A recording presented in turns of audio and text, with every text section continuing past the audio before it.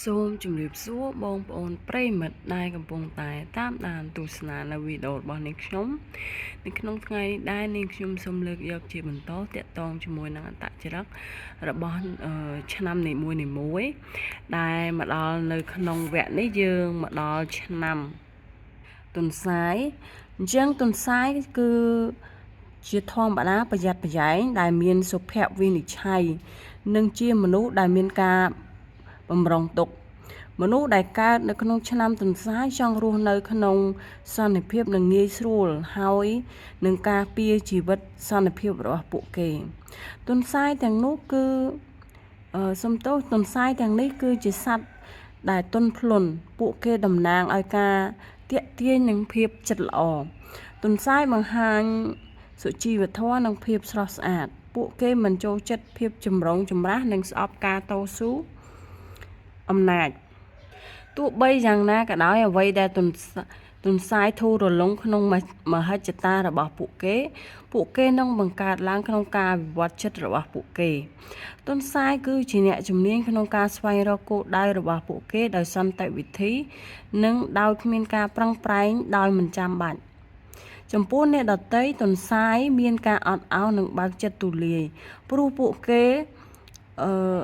យល់អំពីចេតនាលាក់បាំងរបស់ពួកគេមនុស្សទុកចិត្តទៅលើពួកគេពីព្រោះទុនសាយមានអារម្មណ៍នៃសន្តិភាពជាក់លាក់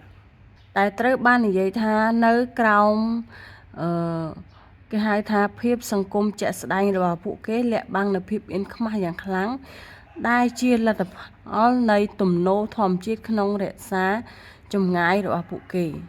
ទុនសាយត្រូវបានទទួលឥទ្ធិពលយ៉ាងងាយស្រួលដោយអ្នកដទៃ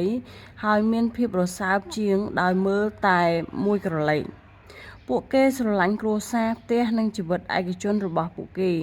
ទាំងអស់នេះផ្ដល់នៅពួកគេនូវអារម្មណ៍សុវត្ថិភាពពួកគេមិនចូលចិត្តនិយាយអំពីជីវិតឯកជនរបស់ពួកគេញឹកញាប់ពេកទេព្រោះគេចាត់ទុកថាវាជារឿងឯកជនទុនសាយចាប់អារម្មណ៍នឹងការរីកចម្រើននៃអាជីពរបស់ពួកគេលុះត្រាតែធ្វើឲ្យជីវិតរបស់ពួកគេកាន់តែមានផាសុកភាពពួកគេជាអ្នកជំនួញល្អនិងមានអារម្មណ៍សម្រាប់កិច្ចព្រមព្រៀងហើយអាចទាញអត្ថប្រយោជន៍អំពីឱកាសល្អៗជាអកុសលលក្ខណៈសំខាន់មួយទៀតរបស់ទុនសាយគឺមានភាពមិនស្មោះត្រង់ទុនសាយអាចធ្វើពុតជាខឹងឬកុហកអំពីអ្វីមួយនៅពេលដែលពួកគេត្រូវការស្វែងរកការពិត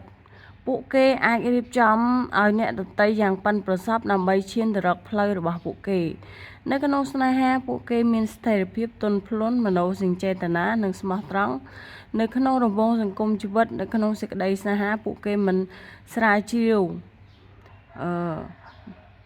សម្រាប់បានន័យថាពួកគេស្រាវជ្រាវមិនពួកនឹងដូចថាគាត់មិនចូលចិត្តលក្ខណៈរុករកការផ្សងព្រេងឬចំណង់ចំណូលចិត្តទាំងអស់នោះទេជាងតាក់ទងជាមួយនឹងអត្តចរិតទូទៅរបស់មនុស្ស